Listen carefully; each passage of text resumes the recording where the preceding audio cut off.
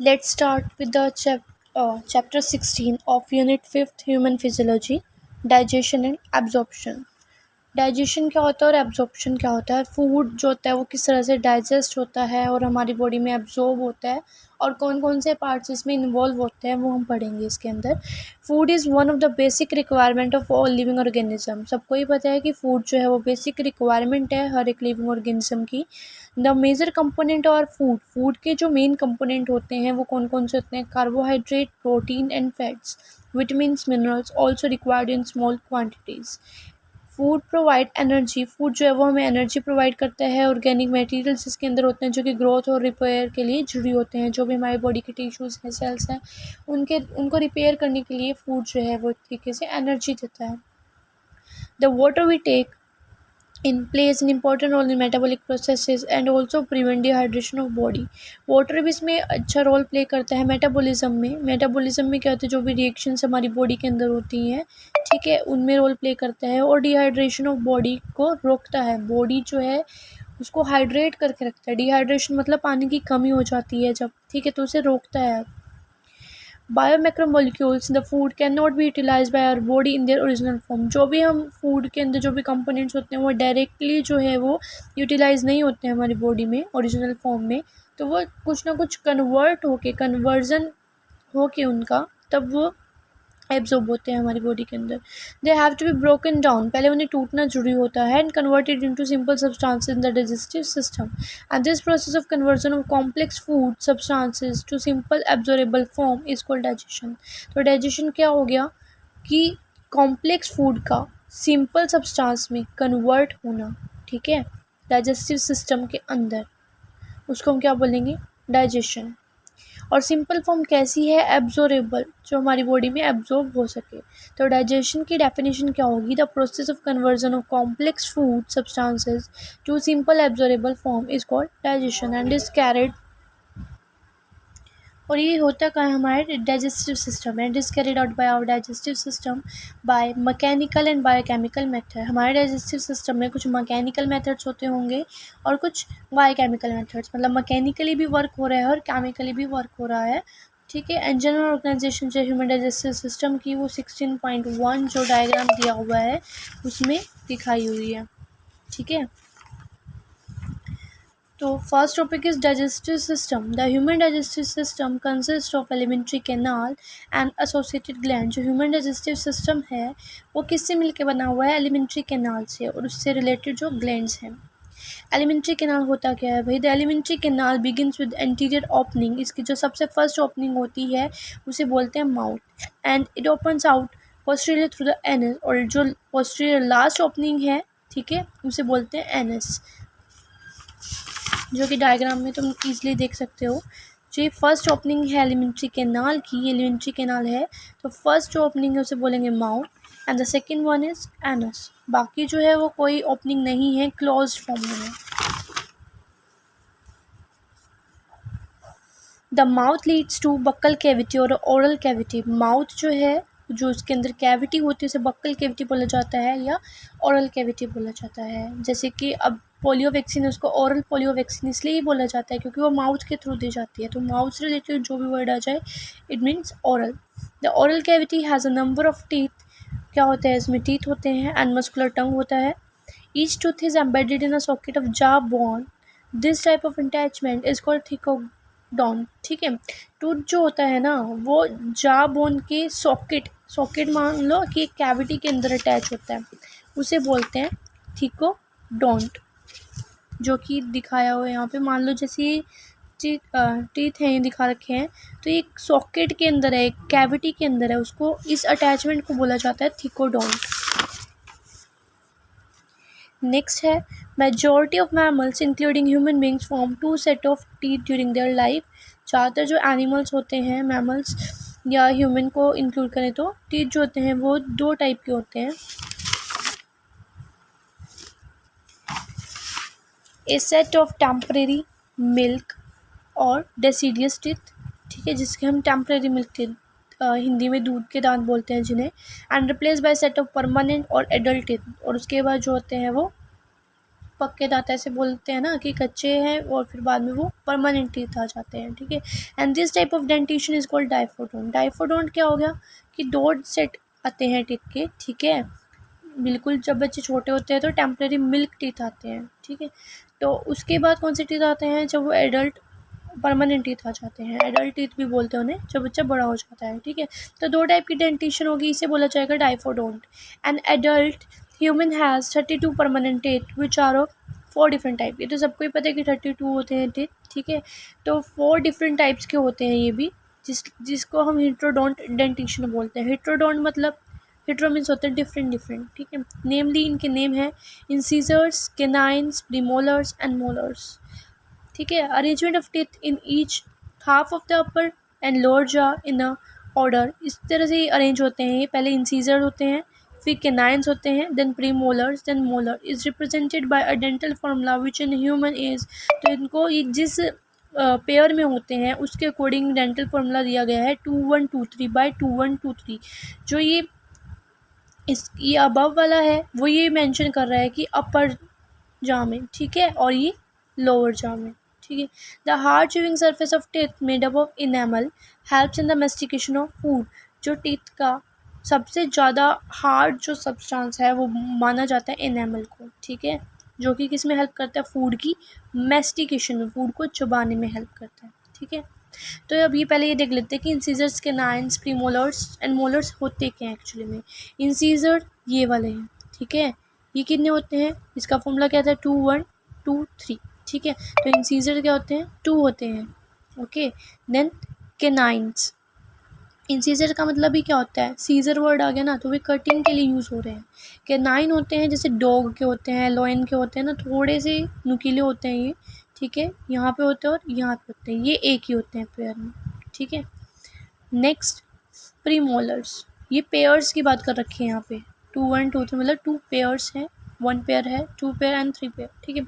Next आते हैं premolars, ठीक है, एंड ये मोलर्स, ये जो बिल्कुल लास्ट के होते हैं, ओके। ऐसे अब अपर जॉ में है और लोअर जॉ में है। नेक्स्ट है the tongue is freely movable muscular organ. Tongue जो है वो कैसा ऑर्गन है, फ्रीली मूवेबल मस्कुलर ऑर्गन है, क्योंकि वो एक ही साइड से अटैच है, floor of the oral cavity, mouth में अटैच है वो एक, ठीक है, और उसके फ्लोर से अटैच है, उसको हम बोलते हैं फ्रेनुलम। क्या बोलते हैं, फ्रेनुलम। जैसे ये माउथ है तो ये टंग जो है इस तरह से अटैच है, एक साइड से अटैच है, इधर से हम फ्रीली मूव कर सकते हैं उसे, ठीक है। तो ये जहाँ से अटैच है उसको बोला जाएगा frenulum. The upper surface of tongue has small projection called papillae. Tongue के ऊपर क्या होते हैं, छोटे छोटे प्रोजेक्शंस होते हैं इस तरह से, उनको हम बोलते हैं papillae. And some of which bear taste bud, और इनमें से कुछ में क्या होती है, टेस्ट बर्ड होती है, ठीक है। टेस्ट बर्ड भी क्या होती है, एक सुना होगा कि टेस्ट बर्ड जो होता है उसी से हमें जो फूड का टेस्ट है वो पता चलता है, ठीक है। तो वो भी एक तरीके से सेंस ऑर्गन में काउंट होती है हमारी, ठीक है। तो टेस्ट बर्ड जो है होती कैसी है, स्वीट टेस्ट को पता लगाते हैं, स्वीट टेस्ट बर्ड, सोर को, ठीक है, जो खट्टा वगैरह होता है, सोल्टी एंड बिटर, बिटर फिर कड़वे के लिए। The upper surface of the tongue है स्मॉल प्रोजेक्शन, ये हो गया, ठीक है, जिसके अंदर टेस्ट बर्ड होती हैं।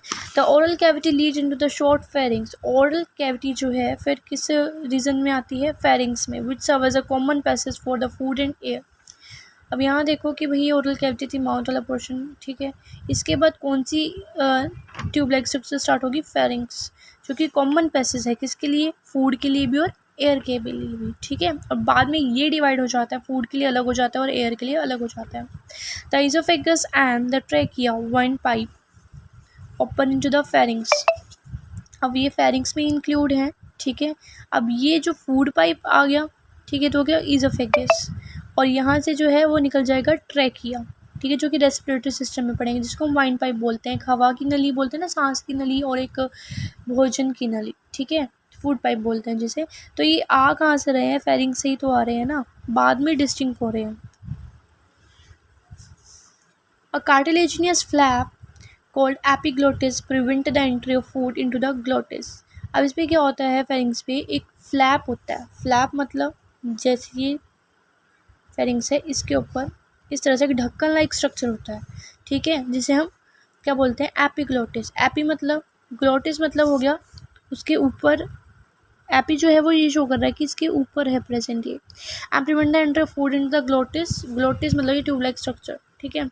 Opening of windpipe during swallowing, मतलब ये क्या करता है, क्योंकि जब हम खाना खा रहे होते हैं अगर हम बोलेंगे तो वो खाना क्या होगा, साथ साथ वाइन पाइप के अंदर जा सकता है, ठीक है।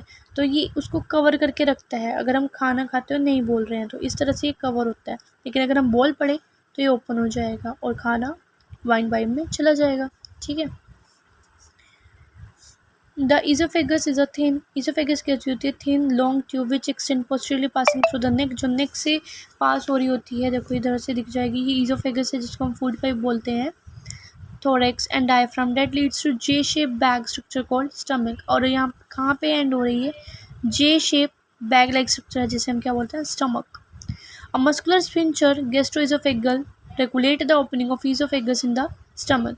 अब क्या होता है, स्पिंचर होते हैं, स्पिंचर मतलब एक गार्ड का काम करते हैं जो रेगुलेट करते हैं, जैसे एक दरवाजे पे गार्ड खड़े होते हैं, ठीक है, तो वो क्या करते हैं, किसी की एंट्री हो रही है एग्जिट हो रही है उसको रेगुलेट करते हैं।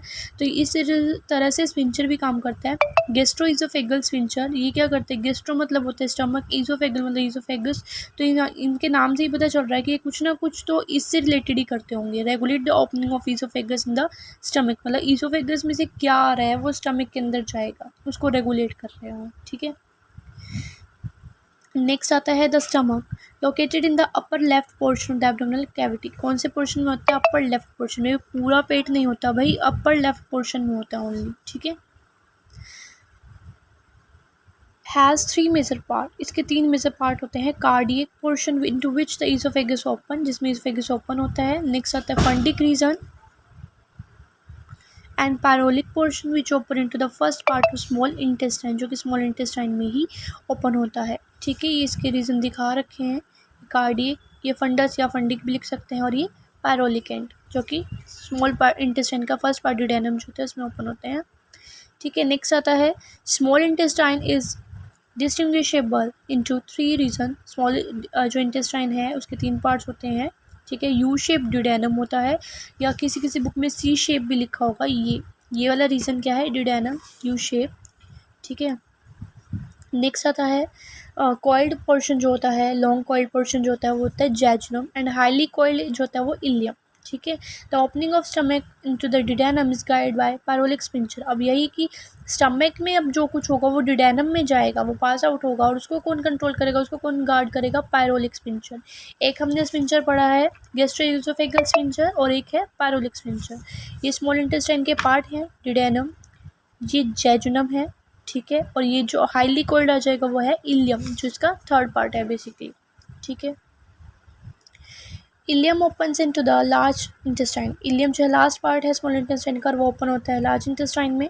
It consist of, large intestine जो होती है उसके कौन कौन से पार्ट होते हैं, सीकम, कोलोन, रेक्टम। सीकम क्या होता है, actually it is a small blind sac which host some symbiotic micro organism, इसके अंदर कुछ सिम्बायोटिक माइक्रो ऑर्गेनिज्म होते हैं जो कि बेनिफिशियल होते हैं हमारी बॉडी के लिए। Narrow finger tube like projection होती है, वर्मीफॉर्म अपेंडिक्स बोलते हैं जिसे, ठीक है, जो कि वेस्टिजियल ऑर्गन है, वेस्टिजियल ऑर्गन जिसका बॉडी में कोई यूज़ नहीं होता, जो कि सीकम से ये राइज हो रही होती है। Caecum open into the colon, colon is divided in 3 part, ascending colon, transverse colon और डिसेंडिंग कोलोन।